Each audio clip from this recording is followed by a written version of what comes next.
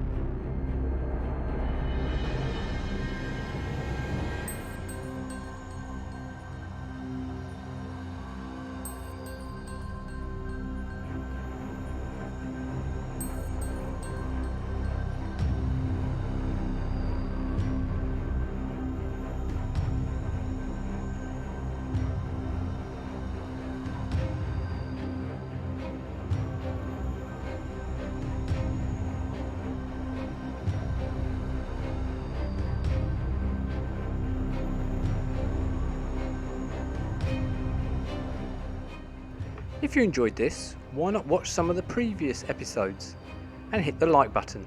Also, don't forget to subscribe as new content is put up regularly.